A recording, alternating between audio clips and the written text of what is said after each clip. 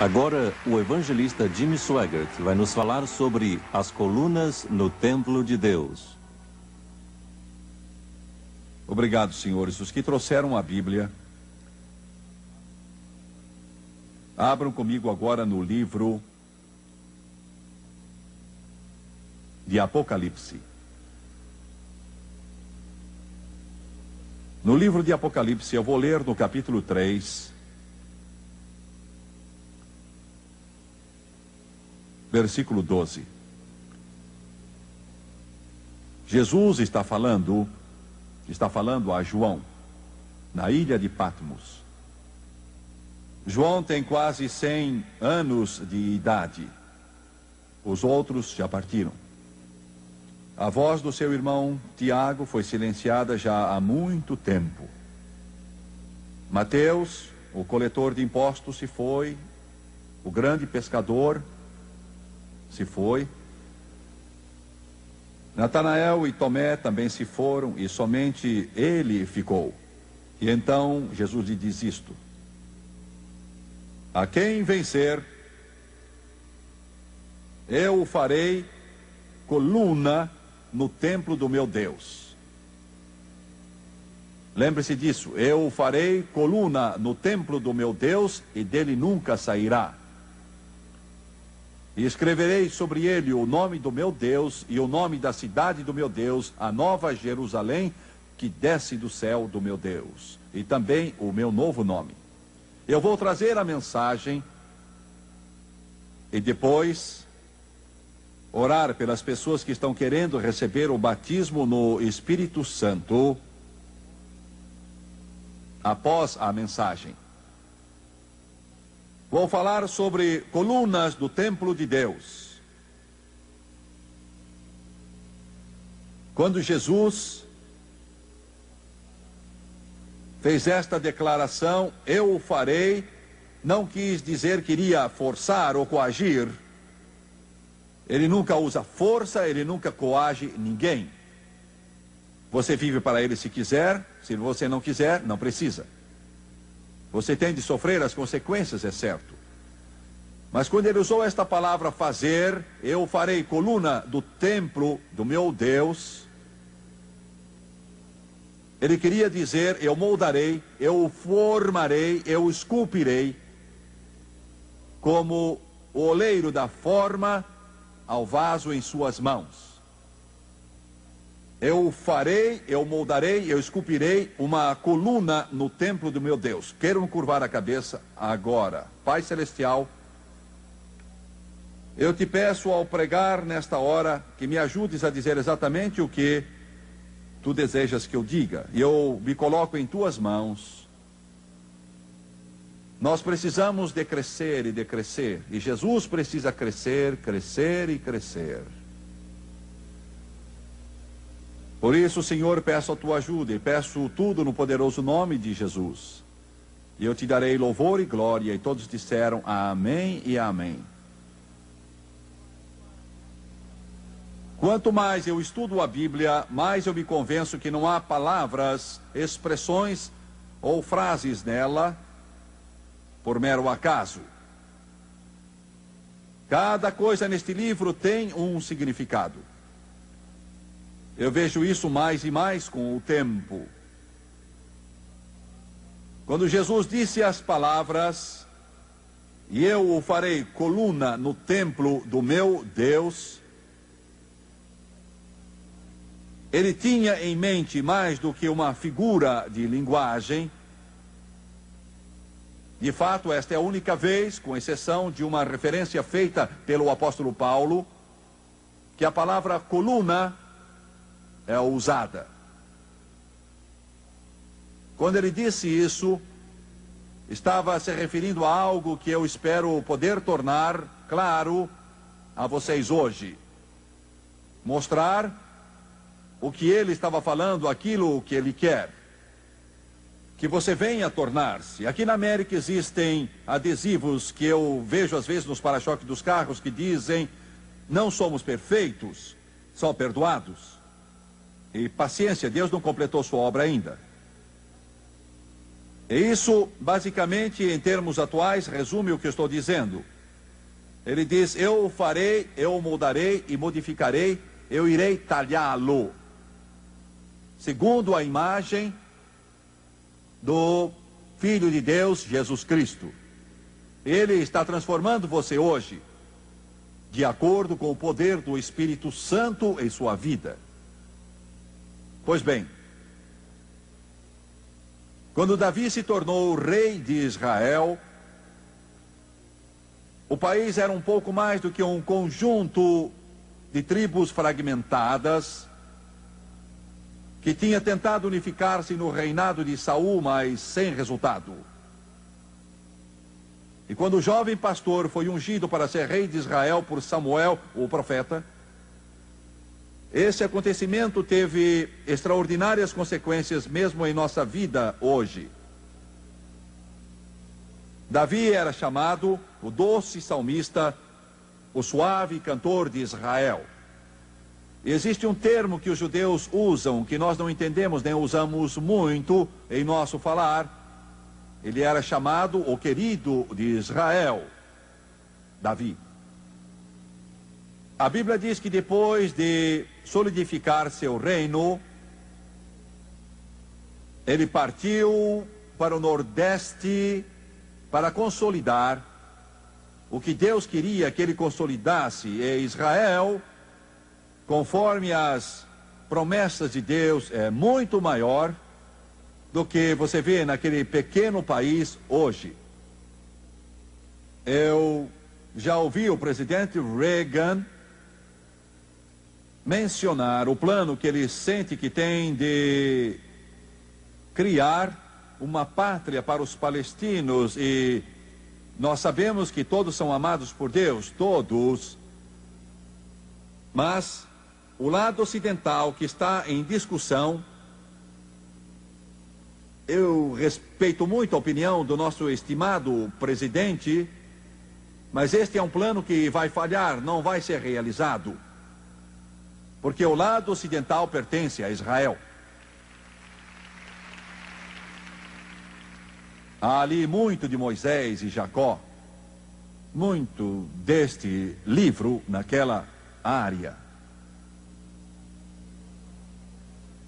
Davi foi para o Nordeste, para as margens do rio Eufrates, para a terra de Zobá, que era governada por um rei pagão chamado Hadadezer. É uma coisa curiosa, eu estava viajando há pouco, ao longo da divisa do norte de Israel, estávamos voltando de Beirute, bem no meio do último verão, e no meio de bombas explodindo e canhões enterrados, armas antitanques, veículos levando armas.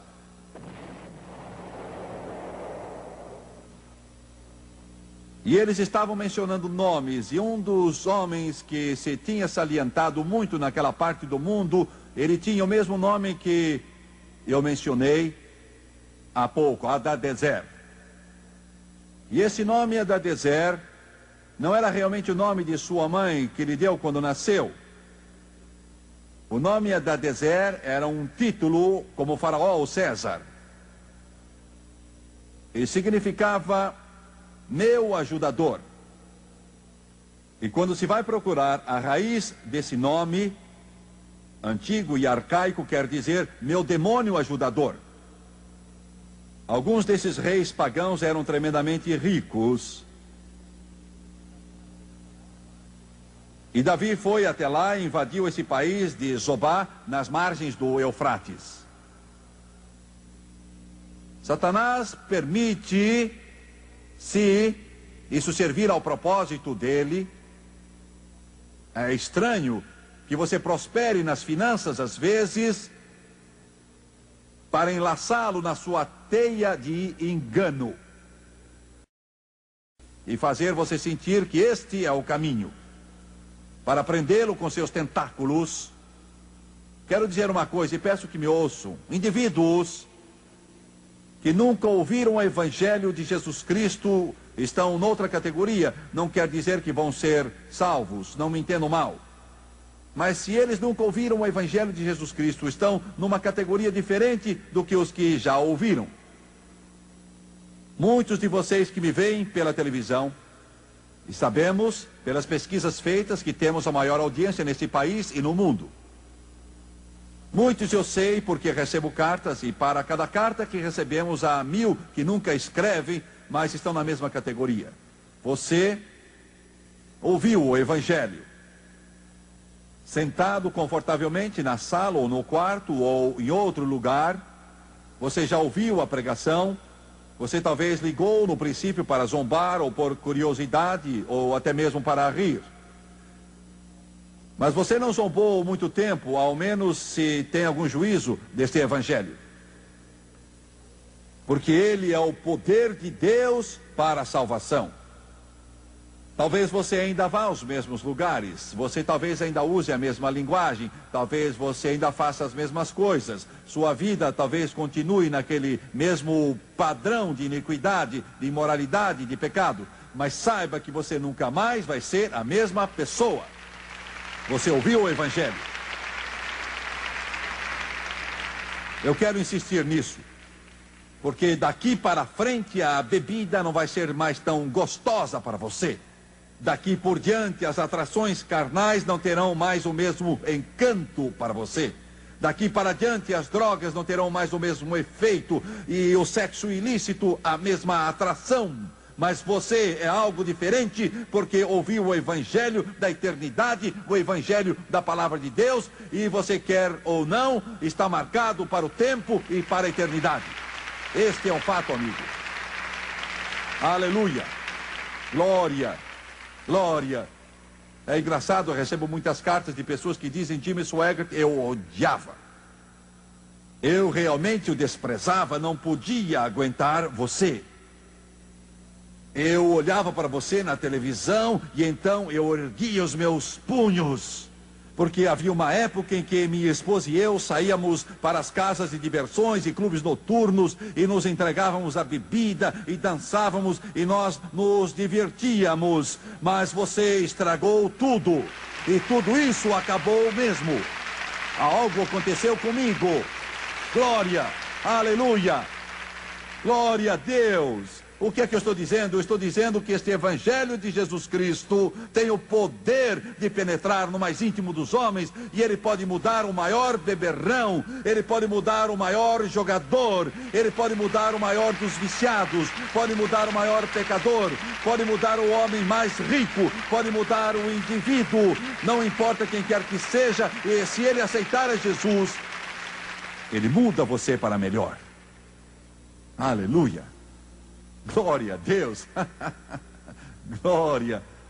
Sabemos, numa reunião, eu fiz o apelo numa certa noite e vi um senhor chegar à frente. Ele tinha atravessado tempos difíceis. Eu sabia disso. Muita gente veio naquela noite. Estávamos em um grande auditório em Ohio. Eu sabia as durezas que ele tinha tido. Olhando para ele, podia-se ver. Ele era da pesada. Depois do culto, fiquei sabendo que ele tinha sido da máfia. Soube que tinha sido um assassino. Soube que ele fora parte da indústria do crime. Soube que foram pistoleiros, soube que eram desses que não hesitavam em puxar o gatilho, com quem não se brinca. Mas no meio de todo esse crime, ódio e poderes demoníacos, ele se cansou de tudo isso e naquela noite se entregou a Jesus. Eu nunca mais ouvi dele. E eu mencionei isso na televisão uns 4 ou 5 anos depois, faz alguns meses que eu mencionei, e recebi uma carta dele, ele dizia: Jimmy Swaggart, eu vi o seu programa. E sabe, procuraram me matar quando eu virei as costas ao mundo e aceitei a Jesus. E eu ajudei a matar outras pessoas, agora queriam me matar. Mas a misericórdia de Deus me poupou e eu vivo cheio do Espírito Santo agora e vivo para Jesus. Oh, glória, aleluia, aleluia. Sentado à minha mesa, eu chorei e clamei a Deus e disse: Satanás, você vê isso? Valeu a pena? Este Evangelho muda a vida dos homens. E eu não estou aqui para ganhar um concurso. Eu não estou aqui para brincar de religião. nem estou aqui para receber uma honraria, estou aqui com uma espada. Eu não vim aqui com um pequeno canivete para descascar laranjas. Eu vim aqui para mexer com o seu coração. Eu vim aqui para mexer com a sua alma. Vim aqui para perturbar você. Vim aqui para tocá-lo. Vim aqui para derrubá-lo se for preciso. Para você ver que o pecado vai matá-lo e Jesus Cristo quer salvá-lo e só Ele pode salvar você. Glória. Aleluia. E Ele o fará. Ele o fará. Gente, vocês não sabem, nos Estados Unidos existem pastores que no domingo à noite apresentam filmes seculares na igreja. Porque eles não esquecem todos esses astros de Hollywood que estão usando para atrair o povo. E porque eles não se enchem do Espírito Santo e abrem a sua Bíblia e começam a pregar a palavra do Todo-Poderoso. Ela ainda liberta o cativo, ergue os homens do lamaçal e firma seus pés sobre a rocha. Ela torna o bêbado sóbrio e a prostituta pura. O Evangelho, o Evangelho, o Evangelho. Aleluia. Davi invadiu a terra de Zobá, dominada por Hadadezer. Hadadezer, aquele rei pagão, auxiliado por espíritos demoníacos. Houve um dia em que o nosso Davi celestial invadiu sua terra de Zobá. Entrou em seu lar, seu coração e sua vida. Lembro-me quando entrou na nossa. Raramente se passa um dia na minha vida em que eu não agradeça a Deus. Eu tremo quando penso como eu teria acabado. Minha mãe e meu pai, como mencionei brevemente há dias, não sabiam nada de Deus. Quando eu nasci, meu pai nunca tinha entrado em uma igreja qualquer. Quando eu nasci, minha mãe só tinha entrado numa igreja uma única vez para um enterro.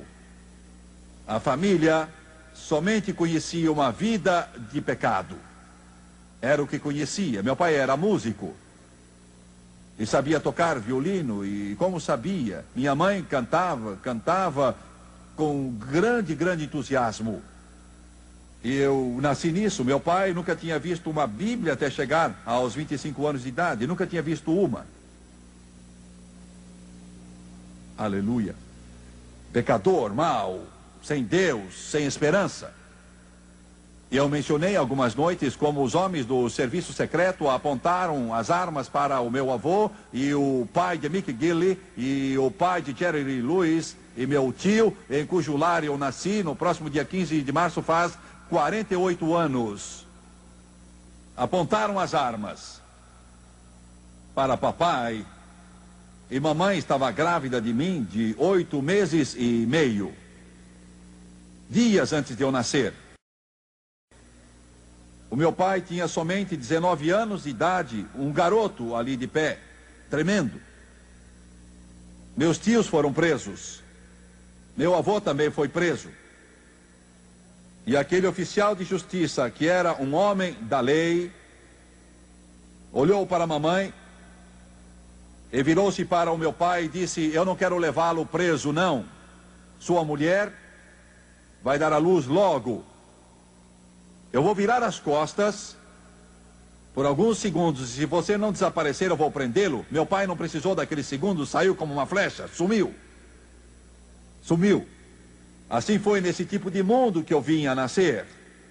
Um mundo de violência, um mundo de álcool, um mundo de jogatina, um mundo de brigas, um mundo de farras.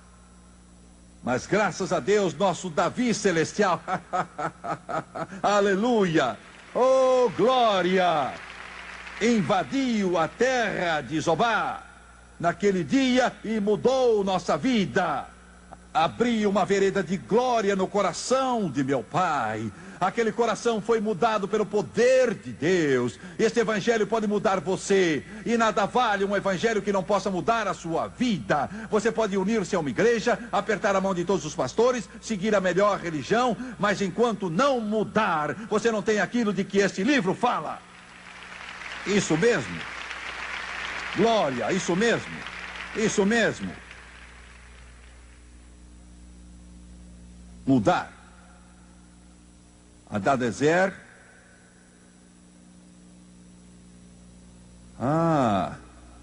Davi, quando venceu aquele rei às margens do rio Eufrates, há 3.000 anos atrás, era um tipo daquilo que somos hoje. Ele encheu seus carros com ouro e prata, e a Escritura expressamente declara, com carros cheios de cobre. E isso tem um significado sobre o qual vou falar. Encheu-os com cobre, toneladas de cobre, e trouxe para Jerusalém, e pôs em depósitos. Acha-se em 1 Crônicas 18, versículos 3 a 8, e também em 1 Reis 7, 13 e assim por diante.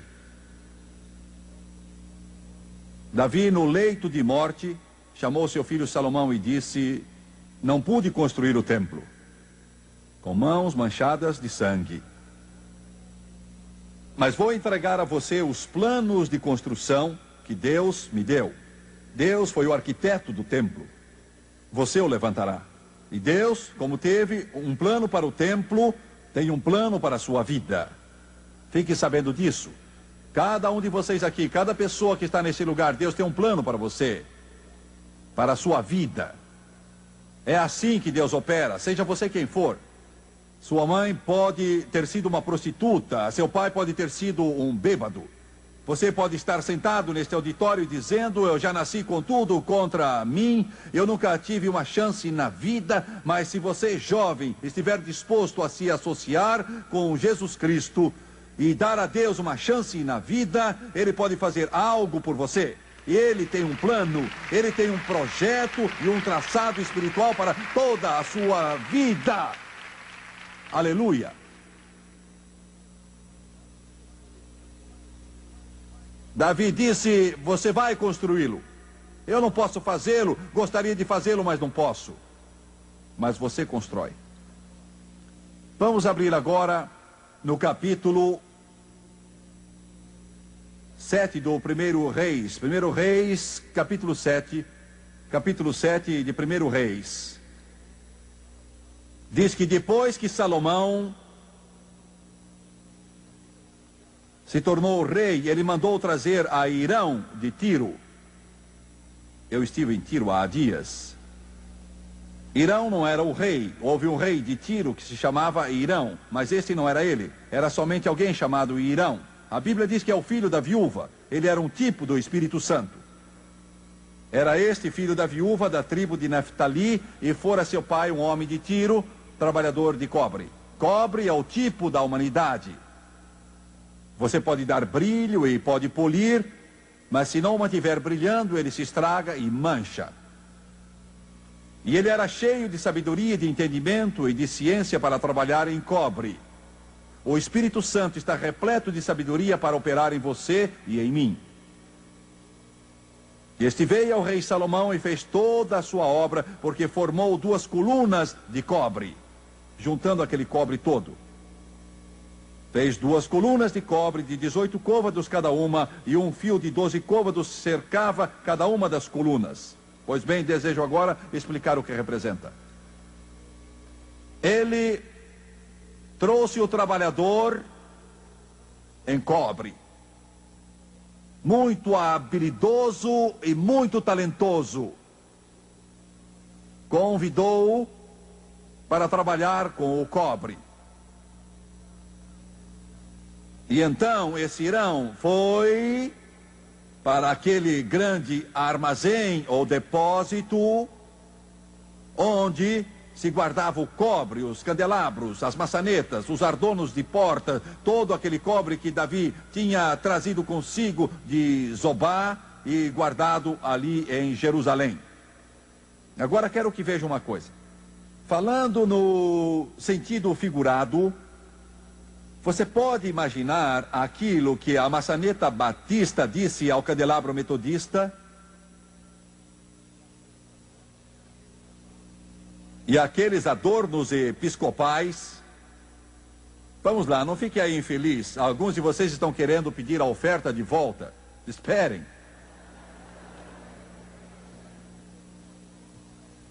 O que é que eles vão fazer de nós agora? Somos salvos? Estamos em Jerusalém, espiritualmente falando. O que é que estão fazendo conosco agora? Sou uma maçaneta batista?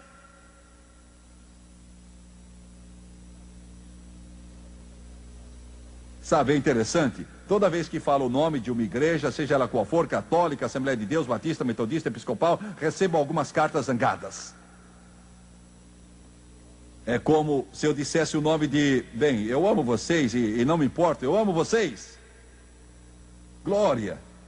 Alguns de vocês respiraram aliviados.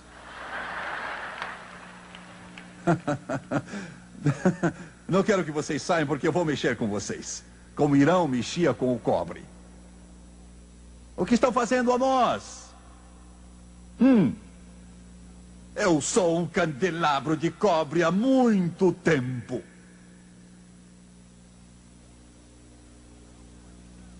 E Irão vai tirando. Vai tirando. A Bíblia diz que ele fez uma vala profunda. Fez uma vala. E é o que precisa acontecer com você como crente. Ser salvo é só o princípio. Apanhar o peixe é uma coisa, limpá-lo é outra coisa.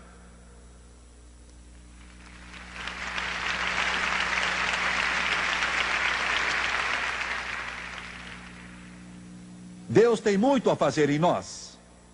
Sabe por que Deus nos salva? Você sabe mesmo por que Ele nos salva? Alguns dirão que Ele nos salva para nos livrar do inferno, que nos salva para ir para o céu, nos salva para sermos pessoas melhores, etc, etc. Tudo isso é verdade, mas essa não é a razão porque Ele nos salva. Ele nos salva, diz Paulo à igreja de Éfesos, para que nos tornemos uma habitação de Deus através do Espírito. Vocês ouviram bem? Ele salva você para poder viver dentro de você.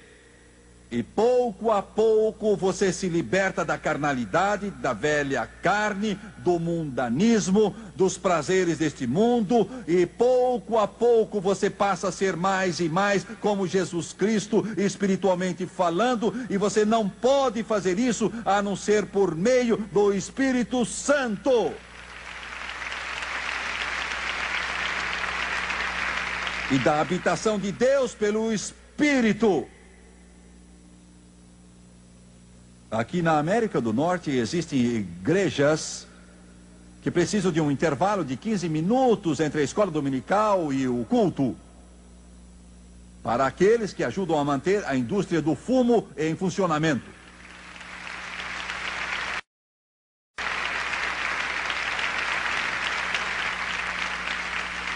Estou certo?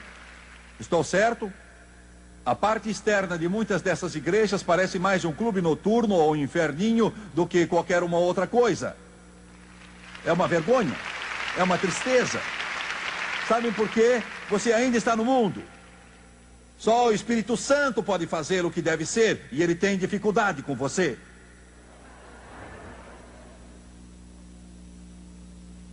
Alguns crentes são como o menininho que tinha um cachorro vira-lata que era muito feio e sarnento. Um senhor esperava o ônibus e ele viu o menino e disse: filho, é seu cachorro? É. Você gosta dele? Gosto. Que raça de cachorro é? É um policial? Bem, ele disse: filho, esse cachorro sarnento não parece um cão policial para mim? Tem certeza que é policial? Ele é policial do serviço secreto.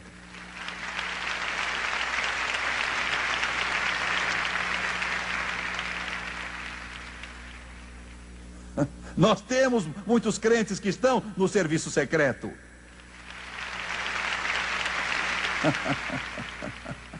Ninguém diz quando olha para eles e convive com eles que eles são crentes. Ah, se eu pudesse convencê-los, crentes, de que viver para Deus é mais do que ler a Bíblia e ir à igreja no domingo de manhã e jogar uma oferta na hora da coleta e ter o seu nome no hall de membros e dizer: eu sou crente. Viver para Deus é glória e graça em Jesus Cristo e tornar-se mais e mais como Jesus é. E ter a mente voltada ao céu, mais e mais, até que o Espírito Santo viva em seu coração. Mas nós não cremos assim em nossa igreja.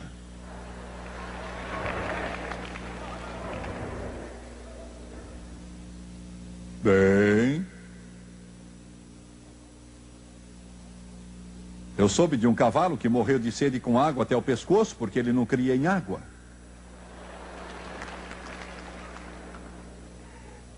O Espírito Santo não é uma denominação. O Espírito Santo não pertence à Assembleia de Deus, nem aos batistas, nem pertence à Igreja de Deus, ou pertence aos metodistas, ou pertence à Igreja Católica, ou pertence ao Evangelho Quadrangular, ou aos pentecostais, ou aos luteranos, ou episcopais. Ele é Deus e não vai por rótulos denominacionais. Ele quer encher o seu coração, quer encher a sua vida, encher a sua alma. Ele é o Espírito Santo com vida.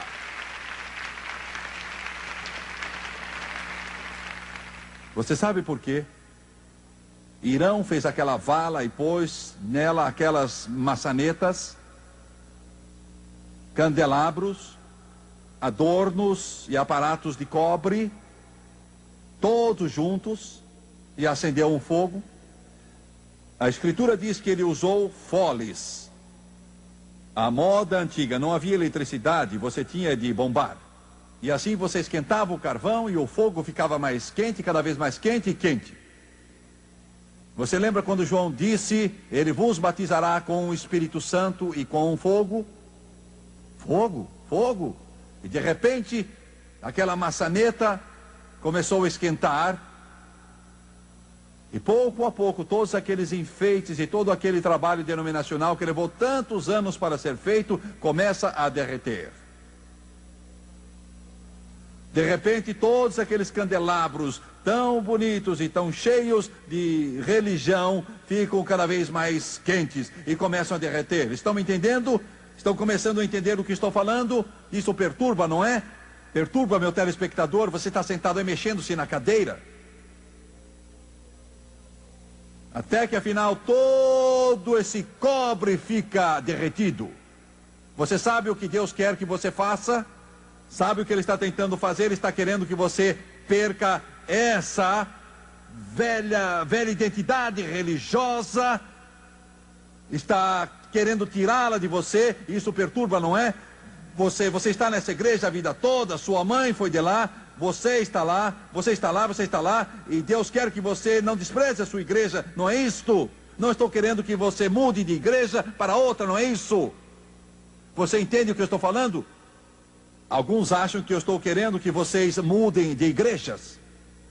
Isso é o mesmo que mudar o rótulo do lado de fora do vidro. Não muda o que está dentro.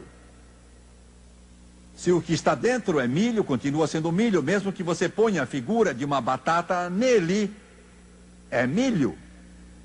Entende o que eu estou dizendo? Não estou querendo que saiam da Igreja Batista e entrem na Assembleia de Deus, mudem da Metodista para a Igreja de Deus, ou da Igreja de Deus para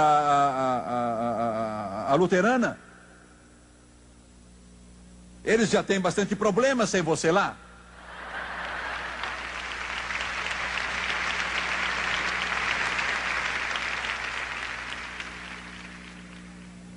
Quero deixar claro uma coisa, quero que entenda. Alguém diz, você está querendo dividir a igreja. Não quero dividir. Precisamos das igrejas que temos, mas do que nós precisamos mesmo é um avivamento entre os batistas, entre os metodistas, um avivamento na Assembleia de Deus e também entre os católicos, e um avivamento entre os presbiterianos, ao ponto que esqueçam seus laços denominacionais e verem só Jesus, Jesus, Jesus e Jesus.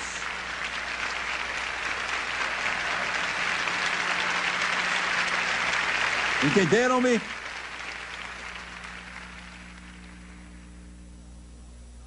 Indago, você é salvo? Sou batista.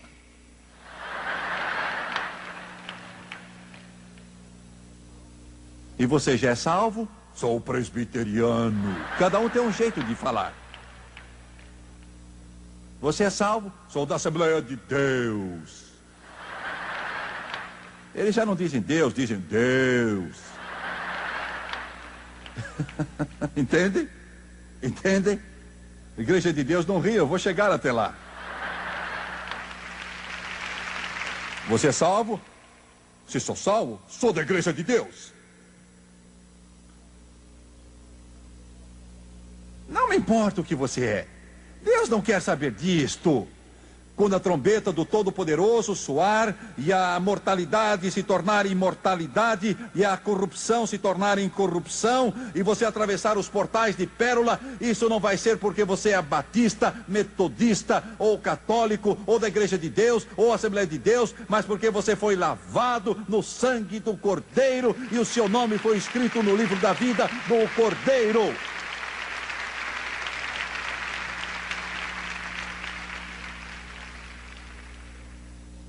É tempo de se tornar como Jesus. Então, quando eu ou alguém, outro perguntar, você é salvo, não vai ser um.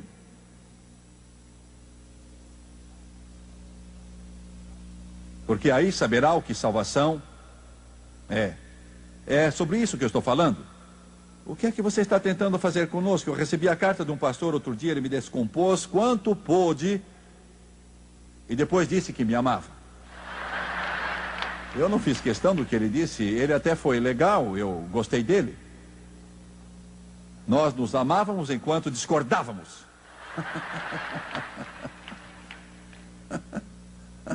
Aleluia. Glória ao Senhor. Não quero que vocês mudem de igreja. Estou tentando pôr algo em seu coração.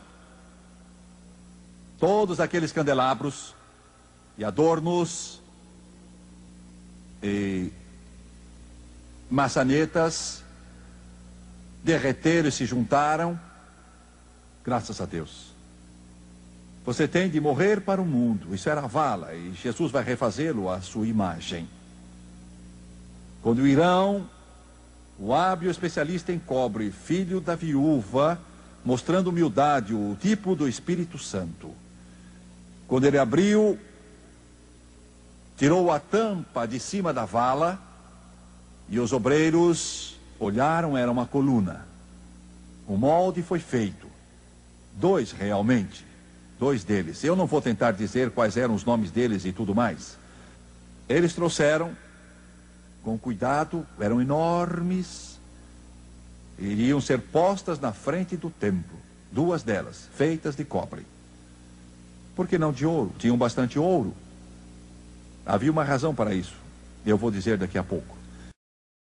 Pegaram as 2 colunas, com cuidado no local do templo, porque não podiam fazer barulho. Devagar, com ferramenta própria, levantaram. E ficaram ali. Na parte de cima, havia capitéis, de fato, grandes bordas, podemos chamá-las, como se põe no alto de um pórtico. Havia 3 emblemas nelas, cadeias, mostrando que somos unidos a Jesus Cristo. Com romãs, gravadas nelas, frutos do Espírito Santo em nossa vida. Lírios, pureza. Pureza. Glória a Deus. Pois bem, eles nos dizem que as colunas ficavam lá. E quando os viajantes chegavam a Jerusalém, muitas vezes eles acampavam fora da cidade, porque o tempo dava para o leste. Eles acampavam fora da cidade, perto do Monte das Oliveiras. E no dia seguinte, depois de nascer do sol, eles se levantavam, viajantes de toda parte do mundo, mercadores e outros. Eles ficavam vigiando o sol surgir pelos lados do Monte das Oliveiras. E os raios do sol batiam naquelas colunas de cobre polido. E dizem que era uma das cenas mais lindas que alguém possa imaginar. E quando o sol se levantava e batia com intensidade nas colunas, eram como 1000 sóis explodindo. Ouça, amigo. Nós não somos o centro, nem a fonte da luz. A luz vem do sol da justiça. E Ele quer que ela bata em nós e reflita para o mundo em trevas. Você vê isso? Está vendo?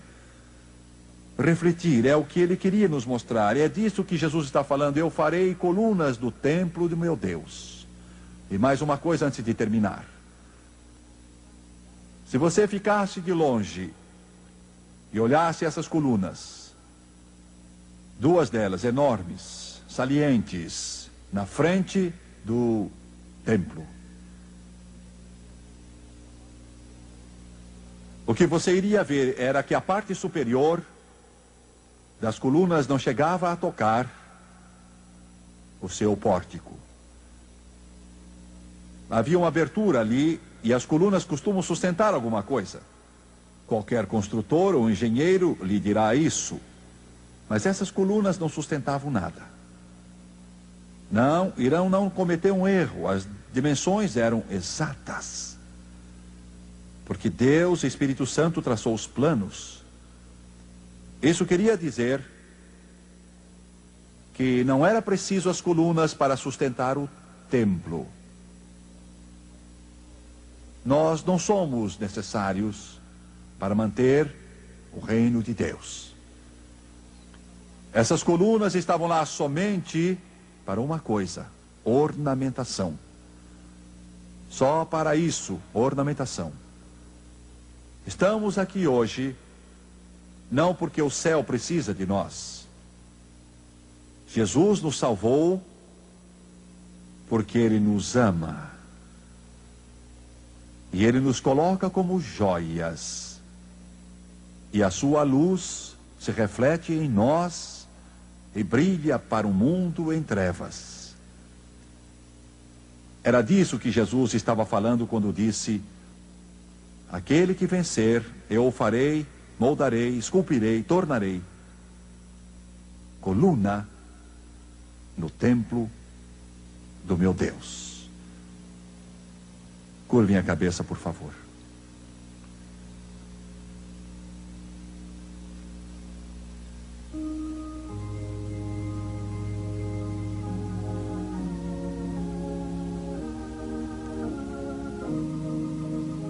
Pai, em nome de Jesus, nós te amamos tanto. Senhor, eu te peço hoje que haja uma fome tão grande no coração de cada pessoa aqui, de modo que não fique satisfeita até que se torne coluna no templo de Deus. Agora vou pedir que todos aqui se levantem, todos se levantem, todos se levantem.